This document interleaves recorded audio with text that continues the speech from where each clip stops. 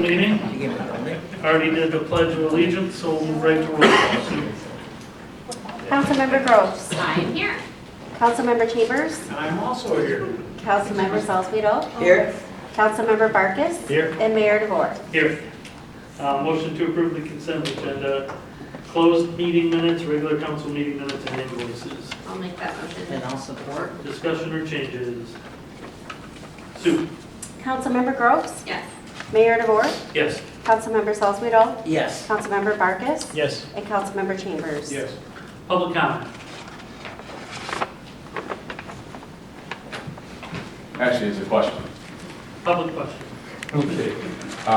When are the barriers going to be removed from Riverside Drive? I was gonna have it down soon. Okay, that, I heard October originally. Yep, I was having Okay, thank goodness. And I want you to know, I hope they never return. Let's get our act together and do it right and let Riverside Drive go all the way. Thank you.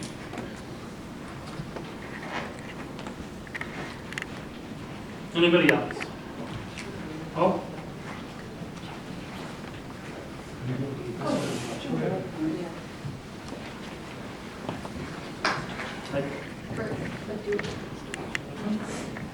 Burl Burkus, 215 and a half West Main Street. In regards to the barriers, I do want that to be thought about. Please think about it. Our home overlooks that parking lot. Keep in mind, and I understand Riverside is feeling the crunch of having to not have that passageway through there. The problem I see is that it's not a street from Main, when you think about it, it's a parking lot. From Main Street to Elm Street, it's a parking lot. That's where I see the safety issue. I understand the frustrations with the Riverside, but please consider keeping that or adjusting in some way. What we've seen is a tremendous drop in speed coming in beside Easy Street, in front of Sabor, and across the parking lots. That's not a street there. When you think about what it really is right there, there's diagonal parking pulling out into what is considered Water Street or Riverside Drive there beside Easy Street. It's a parking lot. That is not a street. It is a parking lot. I don't care what you call it. All the way up to, I believe it's Elm, or wherever the turnaround is around Lowell Light and Power, that funky turn there. It's all parking all the way up there. What we saw prior to the closure and the redirect there is people would hit the gas basically at the back of our building, where the first entrance is into the parking lot that goes in front of the post office there. They hit the gas there. They're not past Sabor. They hit the gas and they keep going. They're driving right by all the diagonal parking beside Lowell Light and Power. I'm afraid there's going to be a tragedy because children, adults, teenagers, everybody.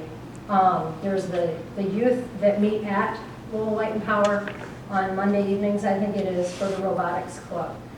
There's kids everywhere, and they're walking across the street to go to the restaurants. So please consider it as a safety issue in the parking lot. I don't care what you do on Riverside Drive, and I know it's nice that they don't have traffic on Riverside further up, but it is a safety issue in the parking lot there. Thank you. Thank you.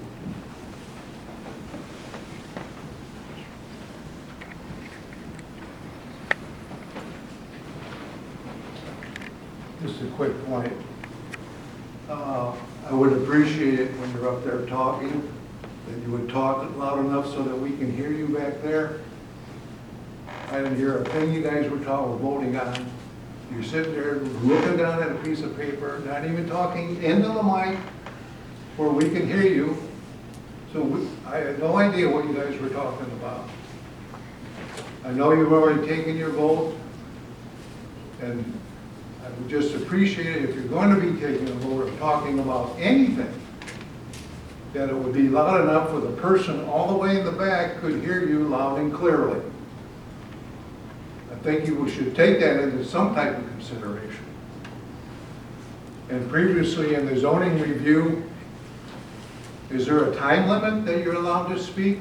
I mean, if there is, fine, I'm not aware of it, but at least I would like to know ahead of time that there is a time limit. Yep, there is a time limit, and we printed on all the agendas for every meeting.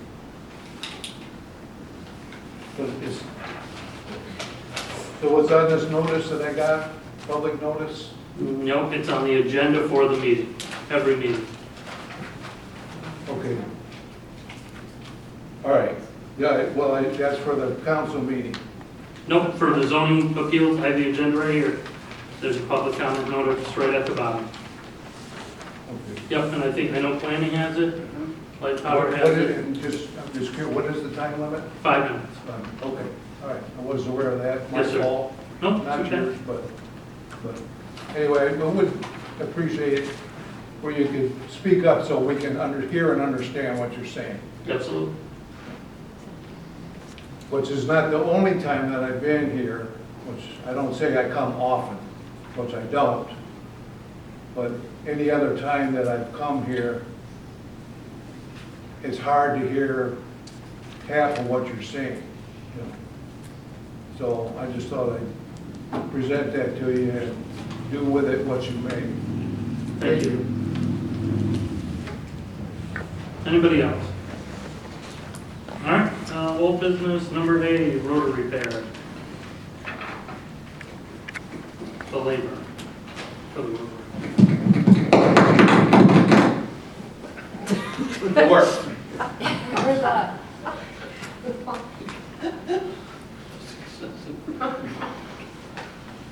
We received bids for the rotor repairs for the labor, and we received, Brian went and saw 3 estimates for the repair. In your packet, we had the bids. We had 3 estimates, one from G-Lock Heavy Movers for $53,450, LD DOCSA for $66,534, Northwest Kent Mechanical for $22,413. The city has done work with the city has done work with Northwest Kent in the past regarding this issue and the other issues at the plant, and they're significantly lower than the other firms. I'm recommending the Lowell City Council approve for Northwest Mechanical to complete the necessary work at the wastewater treatment facility at a cost not to exceed $22,413. Acceptable to you? Yep. That's what I need. Okay, any other questions? I move that we approve Northwest Kent Mechanical, $22,413. I'll make that motion. I'll support. Any other discussion? Sue? Mayor DeVore, Yes. Councilmember Salzweedl, Yes. Councilmember Barkus, Yes. Councilmember Chambers, Yes. and Councilmember Groves. Yes. All right, number B, 22-24, the 425 agreement. Mike, Jessica, and Mark. In front of you is the 425 agreement, along with the resolution if you wish to move forward. Up to this point, we've had public hearings, we've had open houses, we've tried to answer every question we can. To my knowledge, everything has been up since it was brought to my attention the day of. The next day, the website was corrected, and we've been putting questions up there as throughout the whole time trying to answer questions, and we still will through the process. Understanding a couple things, obviously the biggest concern is making sure that the city is being paying for only their costs and not paying for the developers. It is complex, but it is our concern for myself, the city attorney, Mayor Pro Tem Chambers, and Assistant City Manager LaBombard. And I would hope that you would trust that we would not bring you back something we wouldn't recommend that addresses that. Also, just to kind of further that, I have asked Williams & Works, we're in the process, we've gotten an updated estimate for the wastewater plant, but we are still waiting on the water treatment plant estimate. What I've also done is I've asked Williams & Works to give us estimates solely for expanding the facilities to meet the future needs of the city and the township service areas that we currently provide, and based off the flow capacities that we've had in our previous reports. That being said, if that estimate will, if it does happen, they will stub the plant for future development beyond that, because the way the plant is designed, it is designed to double both the water and the wastewater plant. But that being said, you don't necessarily have to build.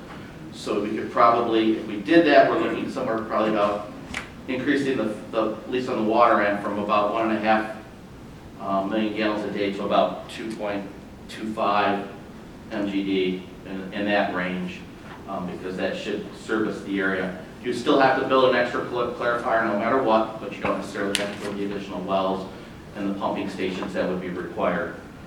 So I've asked for that information to try and help alleviate concerns, understand that there's still a lot of work that has to be done. There's been a lot of things that have gone on as this process is going on, and it's still a work in process, and we don't have all of the answers yet, but we will make sure we have all the answers when we have the water and sewer agreement present.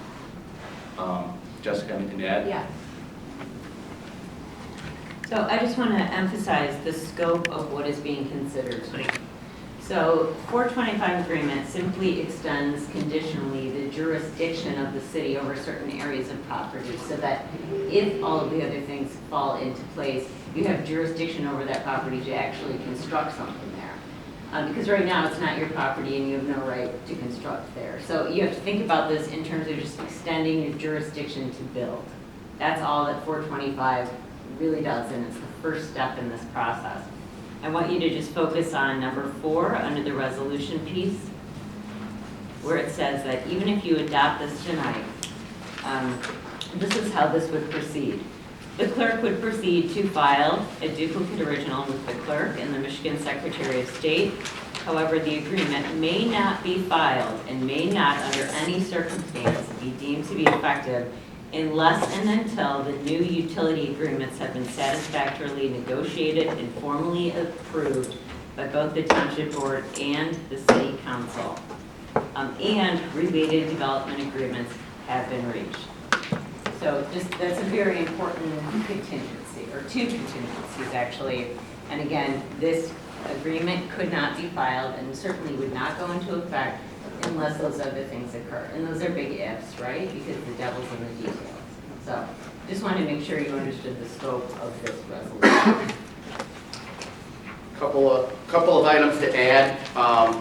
The township is planning to take action tonight. However, there is a possibility they may have to table and hold a special meeting because they may not have their full board there. They would like their full board to make a decision. So I honestly don't know what action they're taking if they're taking an action at all right now, but I'm sure I'll know after the meeting. Also, the aquifer study. We should have the draft report of the aquifer study in 4 weeks. I talked to Williams Works today about that. Any other public comments besides Perry? So on Perry Beecham, 924 Riverside Drive, on this 420, I had 2 or 3 pages, but basically what I'm hearing from Mike and Jessica, we still don't have the cost, or can't figure out what the rate would be for the city, the ratepayers, whether you, without the covenant project or with. We're still waiting on those. I personally would like to see the city postpone this vote until more information is available. I don't think necessarily to turn it down at this stage because there's so many questions, but as a citizen, I'm not comfortable with agreeing to it and then waiting in this political atmosphere. I'm just saying in general, there's not a lot of, in the whole political atmosphere. I'm not specifically talking about the city, but there needs to be some trust, and I'm afraid that a month, 2 months down the road, that if you agree to it tonight, that all of a sudden something gets negotiated and shoved through and whatever. I just would like to see the city postpone the vote until you have more answers. Thank you.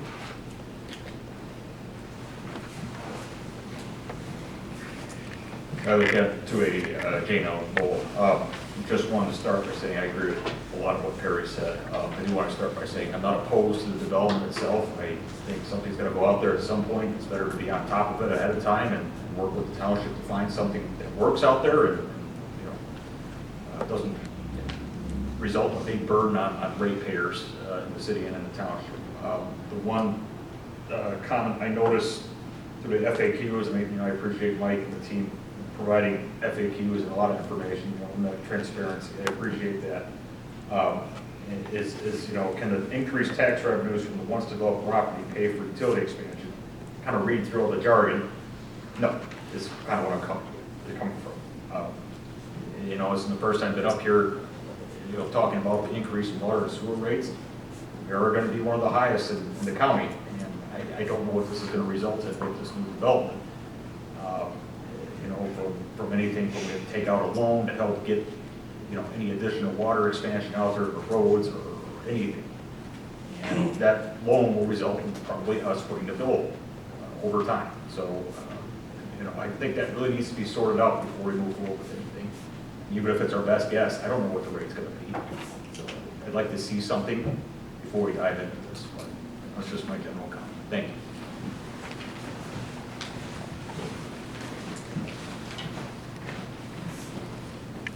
Dale Lappin, 904 Riverside Drive. I just want to second what Perry said, and I agree. I think we need to be careful about diving in head first, and just be very careful and cautious and concerned. And frankly, bottom line is, I don't understand why we need to get involved in a development 4 miles away from us. But again, I agree with what Perry said in many, many ways, and hopefully you will consider that in your vote tonight, or in your no vote tonight, maybe. Thank you.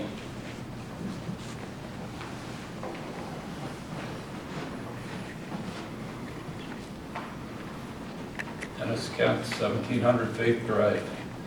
I have similar comments to what were made. My main concern, I think, is more with not so much this agreement, but the subsequent agreement. And I think those need to be looked at carefully so that, we don't end up on the, covering more of the cost than we should be covering. I think this needs to be, this needs to be a partnership between us and the township and the users to cover the expansion of the water and the sewer plant to serve this development, as well as any other development. And I guess I'm probably more concerned about the subsequent agreement than this particular agreement, because I like the idea that Lowell is growing, but I don't want it to cost those of us that are here, an unfair amount of additional money for the rates and just taxes in general. I'd like to understand that better.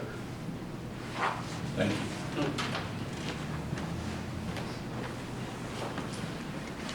People doing Riverside. Also very glad to see an industrial park going in Lowell, and that's a great location. I know from some of my wife's former work and then just being in construction for a while too, it's not atypical for that project to pay for certain infrastructure improvements. Is any of that being planned or being requested or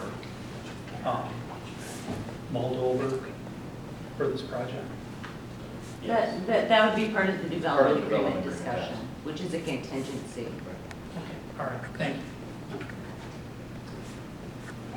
Just to reiterate a couple of items. The reason we presented this now, for two reasons. One was for the developer to be able to close everything they need on their end. They are moving towards that. The other issue is to help us with the state to try to get more money to reduce our costs going forward. We can't promise it'll be another dollar, but the people in the room that have been involved in this and all believe, including the right place, all believe that the way that the process, the way this is the best process to move forward. We recognize the water and sewer agreement is going to be very, it's going to be very detailed, very complex, and obviously we get the concern. As I said before, I hope you trust that the city attorney, myself, Mayor Pro Tem Chambers, and Assistant City Manager Lombard are going to be representing the city's interest to move forward. I'm not going to put my name on something that I don't recommend. I'm not going to give the city a bad deal. I've never done that in the 8 years I've been here, and I ain't starting now. So, just leave it there. Can you reiterate, please, that this goes away if we can't come to terms on who's paying for what? Correct. Because a lot of, like, all the comments that I heard, except for Dennis, were about the rates. And it is my intent, personally, to protect from rate increases as much as we can. But this doesn't have anything to do with that right now. This is so we can go forward and start talking to this developer about pulling their weight and about not getting a sweetheart deal. Right. And that's what, like, I hear us all saying it, but I don't know that it's, If we can't come to terms with the water and the sewer agreement, that's what I'm, is yeah, worthless. thank you. It's dead in the water, it's a good Yep. way to put it. Worthless. So, and the other thing is, we already have utility agreements with the township, just to be clear. And they set forth the rates, the formula, the area to be served. They're already a customer of the city. And so there's already two very complicated long-term agreements in place that will have to be negotiated. And that's where things like rates are dealt with. They would never be dealt with in the context of this jurisdictional agreement, just for. This is so the developer can go forward on getting the property, which then allows us to talk to them Right. about how much they're paying, right? Right, yes. And We can't go have a conversation with somebody about how much they're paying for improvements to property they don't have. And understand, if the state came to us right now and forced us to expand the facility, which could happen at any time, you are on the hook today for 58% Yeah. of that project. And you don't need to be paying 58%. And this allows us to negotiate that Correct. down. We have going 11 forward. years, yeah, we have 11 years on the water agreement, so yes. I personally have an immense amount of trust in the people that are on that water board from the city side. I don't know who the developer is, and I don't. But I want to bring them to the table and tell them that they need to pay their fair share and probably more, and I don't think we can do that without this. I think this protects the ratepayers more than not moving forward with this. Is that a fair assumption? Could be, yes. Because I do trust the people on that board, like Barry said. No. Passing this gets right place. Now they can go out and start hunting and looking for more dollars coming towards.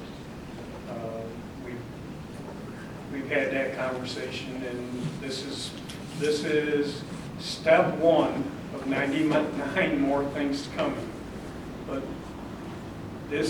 with this boards, you basically have told me if I don't like the way it's gonna go, they go pound sand, right? And don't ever want to use that, but we'll have to just wait and see.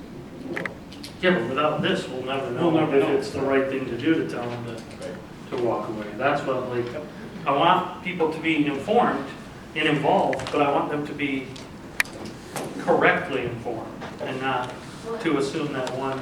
I want to reiterate that, like, what we are voting on tonight, in my eyes, keeps us safe, right? It keeps us open to conversations, it keeps us contingent on future items, and it keeps them held to something as well.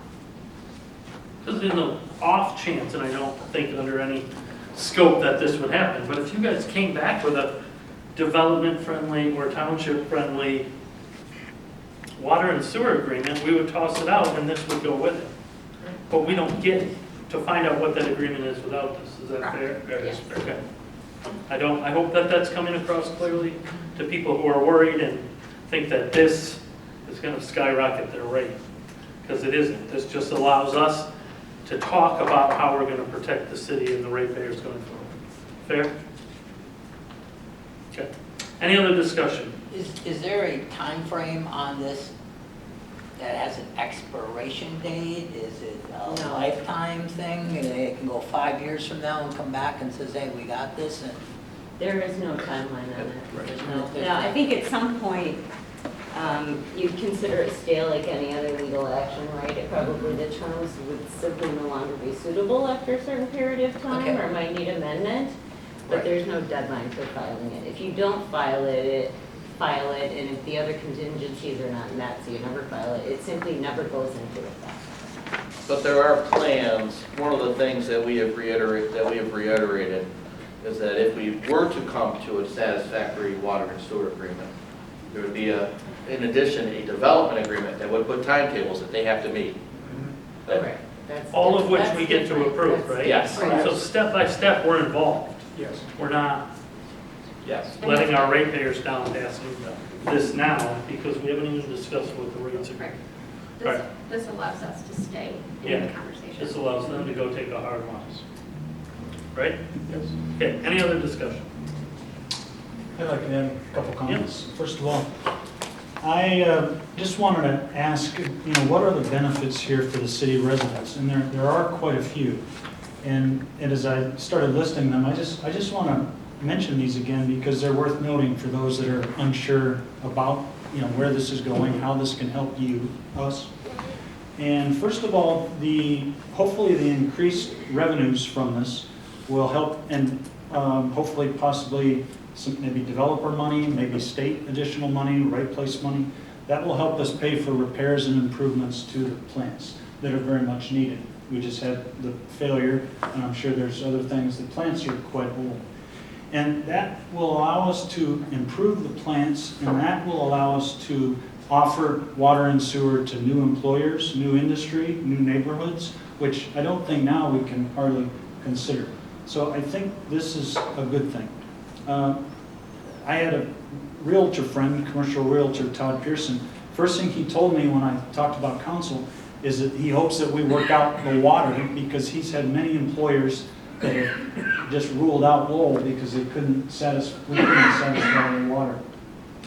And this also should allow us to lower property taxes a little due to the Headley rollback. And I don't know all the details of that, but with that development, that will lower the tax millage for everyone, so that's a good thing. And then we will spread the water and sewer costs over more users, which we've talked about a number of times, how Grand Rapids and Wyoming are in a much better situation than us, that we only have 2,000 users or something. This will also give us hopefully more revenue for our growing police and fire needs. Those costs are just going to go up. I mean, I see the calls daily increase, so that's a good thing. So my bottom line is that area is going to grow, as you've said. That is going to become a new hub of this whole area. We have to decide if we want to try to share in that growth or not. And I hope, I don't want to walk away, like we've said, right here at the last minute. I want to continue this discussion. And I'm going to quote Jessica. She said it real well back in a Lowell Ledger article, is this city, we can enter into this agreement now and back out if the details of negotiations did not feel favorable for the city residents. That's perfect. So, thank you. We got ourselves a new spokesperson.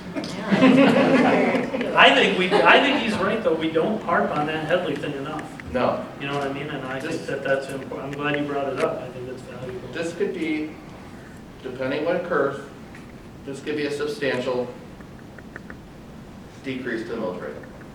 And I'm talking 2-3 months. That's substantial. It's possible. I'm not guaranteeing anything, but that is a calculation that I will look at when the time comes. We've all been elected to our, I mean, you two excluded, but we've all been elected to our positions, so I would assume that there exists in this community a certain level of trust, minimally, at least for us. And this, all we're asking for is a chance to continue to prove that you were right to put your trust in us by bringing these to you step by step, ahead of the game, letting you know that we are on your side and we are looking to take a hard line. So I just want to make sure that we're clearly articulating what every step is, and I'm glad Eric brought up all those points because I think they have value and they do get left out when you're trying to just explain the process by itself, not the benefits. So, we have any other discussion?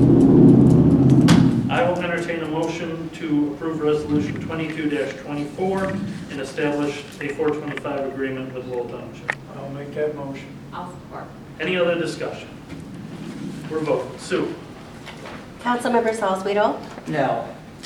Councilmember Barkus, Yes. Councilmember Chambers, Yes. Councilmember Groves, Yes. and Mayor DeVore. Yes. All right, let's go to new business. Traffic presentation. That's good. Thank you. This was just an idea that I had kind of rolling around in my head, and it turned into a little bit bigger than I thought it would. The public, the council, the city all have kind of voiced their want for more of a traffic presence in town. And so we've tried to sort of make it a point to be out there making more traffic stops. But because we only have one car on at a time, it becomes very difficult to take calls and make traffic stops and sometimes do what goes along and can be very lengthy involved in both of them. One day Officer Rader just came in and sat down with me and said, "Do you ever think about a dedicated traffic car?" And I said, "Actually, I have." So we kind of talked everything over. I wrote up a proposal and asked Chief Hurst if we could try it out, and he said yes. So we took a 2-week time frame of September 15th through the 28th, and we decided to implement it. We had Officer Raimundo fill in the primary car for Officer Rader's shift during that time, so he could concentrate on doing that. He started off with 10-hour rotations, Monday through Thursday. After the first week, found that dragging it out an extra day, shortening the hours and bumping it later in the day was the way to try it. So we had a couple different time frames to work with. And because our call volume is going up regularly, we've had over 1,000 more calls at the same time this year as we did in the past year. We're kind of getting bombarded on a regular basis with everything. And even though we're responding to calls, be proactive to everything, a traffic stop is the way to do it. There's a lot of things that you can find that go on when you stop a car. It keeps crime from coming into the city, and we can get crime that's kind of milling around in the city as well. And during that time, Officer Rader, as the traffic car, was able to take care of multiple outstanding warrants on individuals and make arrests on other crimes, even felonies that he found during his traffic stops. Traffic crashes. I did give you a couple of statistics there. They're very simple. Even though our crash numbers are down from last year, oddly during this 2-week time span, it jumped significantly from 9 traffic crashes to 20. Traffic crashes impede traffic, and they can eat up a lot of the responding officers' time because you have multiple cars, you're blocking streets, you're waiting for tow trucks, you're waiting for cleanup, you might have injuries, you may have to go to the jail, there's all kinds of things. If you have a car that's dedicated to taking care of those things, it will help with the primary officer's duties in responding to calls. Another thing is, it's easier to make a traffic stop on a primary road like Bose and Main and Hudson. That's just where more traffic goes. But there is traffic and there are things happening in the smaller little neighborhoods, and it's not purposefully ignored. It's just that a lot of our stuff takes us there. We want to get as much as we can covered, but the traffic car could then spend time in these lesser traveled neighborhoods so that those people know that we're just as concerned with what goes on there as we do on those primary roads. One of the things that happens is when we go to calls, we need or would really like a second unit, and when you're only one car on, that's not always feasible. We have to ask for Ionia and Kent County's help or the Michigan State Police sometimes, and we don't know where they are, how far out they are, how many they can send us. When you have this other car, we have that built-in backup car.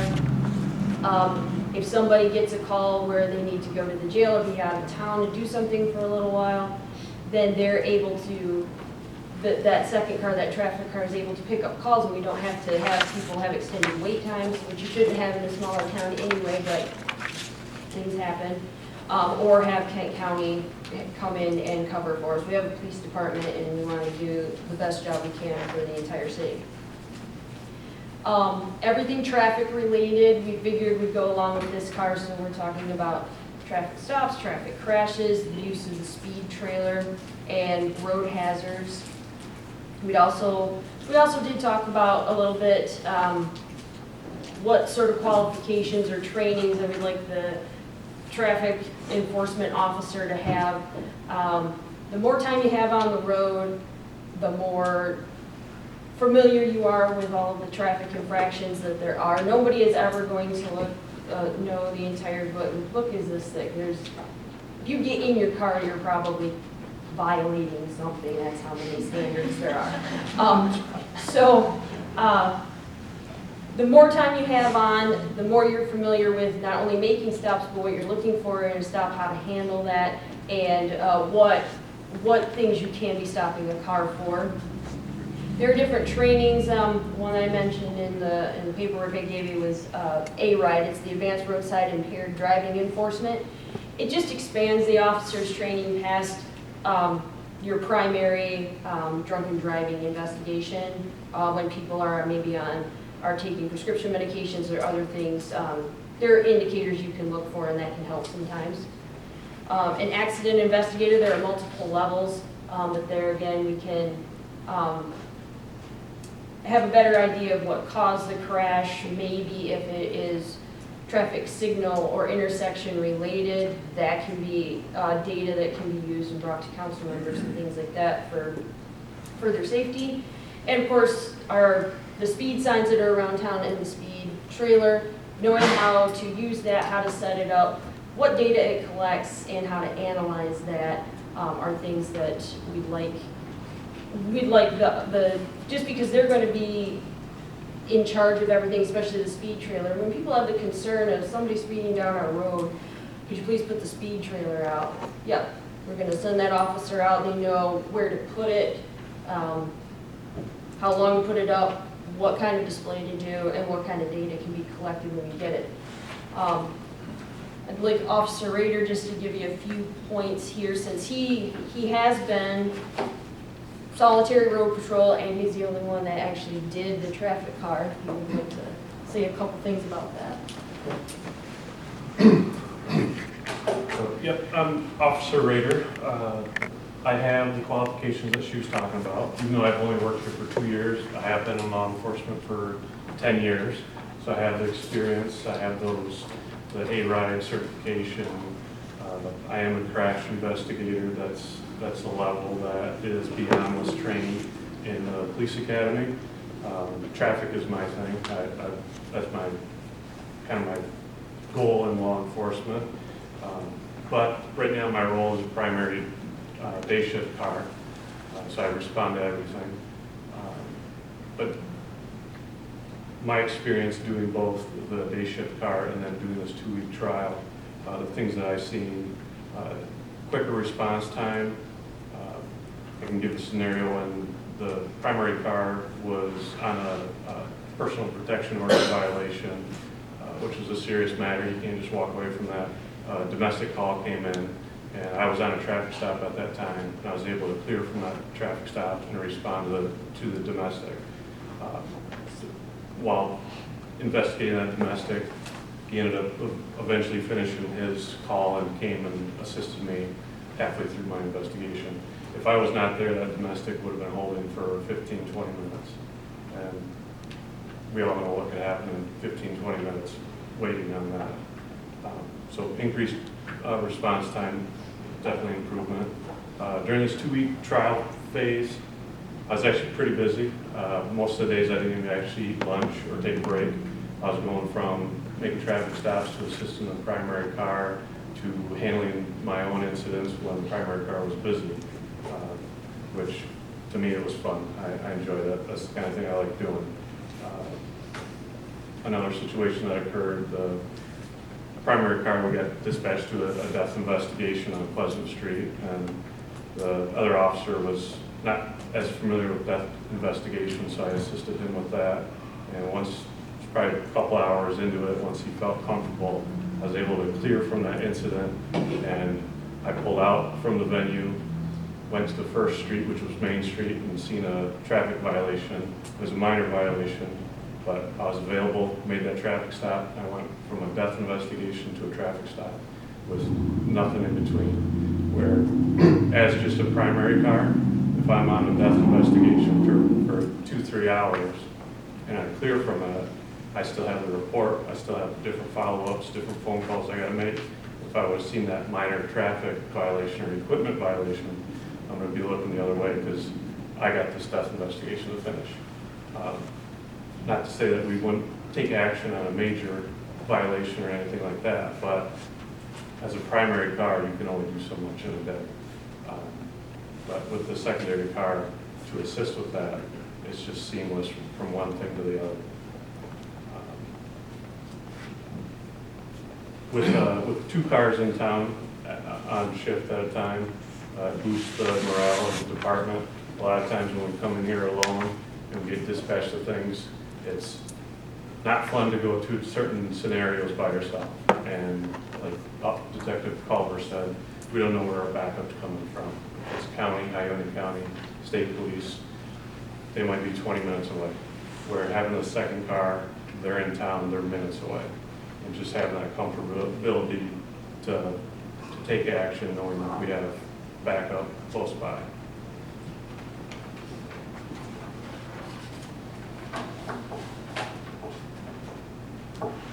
Detective Culver kind of touched on this a little bit, but with the 2 cars, we get a lot of traffic complaints quite often, whether it's email or phone calls into our department, and we try to investigate those situations. We'll get calls like, hey, 2 o'clock every day, someone goes by my house speeding all the time. As a primary officer, we try to go address that situation, but a lot of times we're handling calls and we can't get out there to address it. With a traffic car, he has the time to be able to sit out there and look for those violations.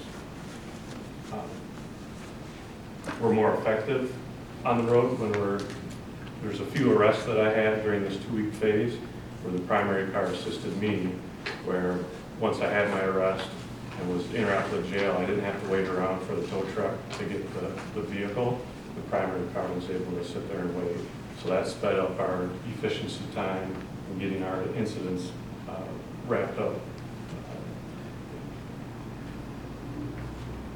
One thing that really surprised me was the fuel efficiency on the car. I thought me running around from one incident to the traffic stop going back and forth, that it would increase, but I was actually driving less miles in a shift than a primary car because it was directed. I go from one incident to a traffic stop, and I'm on a traffic stop for 12, 15 minutes on a normal traffic stop. It becomes an arrest, it becomes longer than that. But while normal patrol, you're just driving around town and looking for violations and responding to calls. So I was surprised by that I was driving less miles on a shift. So with my experience between working as a primary duty car and doing this experiment for the 2 weeks, I have firsthand knowledge of seeing both things in action. And just from the stats that you guys have from that 2-week experience, there is a need for this. And I just ask you to review that and keep that in consideration. Thank you. I just have two more things here. One of the things that we've not been able to do for a number of years is participate in special enforcements that the National Highway Safety Patrol, NAD and SAD do, like the drunk driving enforcements and things like that. Those don't cost any money because as long as you hit their criteria, you're reimbursed for the officer's pay. We just haven't had the manpower to do it. This would give us another thing, or a person to focus on that. And when you participate in those things, it opens you up to extra funding and grant monies from those groups that you can use for other things. And also, this isn't something we're looking to implement at all. It just, like I said, was an idea that I had because of everything that had been coming around. But there was always talk of putting on another full-time car, but what do we do with it? Do we split it shifts here and there? Do they overlap nights? Are they just going to be the, hey, wherever you need to go, here you are car? This would solve that problem as well.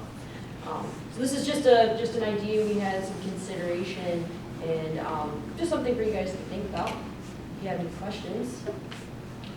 Just a couple of things. I do thank the police department for doing this. I thought this was a really good idea, and I thought this was a really good study because Chief Ernst and I, we've been trying to add another officer. At the end of the day, it's finances. We operate on $4.3 million general fund, and we stretch money, as you know, the best we can. $4.3 million is a lot of money, but it's not a lot of money. You look at what some of the other cities have, revenue-wise, we just don't have it. I do anticipate the next couple of years with some of these developments that'll come into the general fund. There is going to be, I believe there'll be opportunities to have more officers without having to go for a police village or anything like that. But it's probably a few years out. That being said, if we were to add another officer, I am pretty active talking with Chief Hurst about it. Another scheduling ways that we've looked at funding that or staffing that officer, I do think this is the best way to do it. If we're only going to be able to add one officer, ideally I'd like to have 2 officers each 12-hour shift, but now that could be very possible with Covenant Park, depending on what goes out there down the road. That's very possible, but that's down the road. But we, until we have more revenue for the police department. We just added an officer a couple of years ago. We added a detective, made a detective full-time. And there was a need there. We were able to address that need. But it's a couple of years away. But this, if we were to do it, this is how I would recommend we do it. So I do agree with them on it. Any other questions? All right, thank you. All right, 2025 engineering, last one. Yep. In 2025, we plan to pave Jackson, North, and Front Streets. This will be in addition to Foreman Street from G to Beach, Kent Street from Washington to Jackson Division, from Main to Avery, and Avery between Division and Grove, all of which have been or are currently being engineered. As part of our capital improvement plan, we also plan to replace the deteriorating sewer line on Jefferson Street between Kent and Main. Additionally, we have added to the capital plan the replacement of the existing 4-inch water main in that location to an 8-inch main. We have received design engineering proposals for the remaining road projects that will still require engineering, as well as the water main replacement.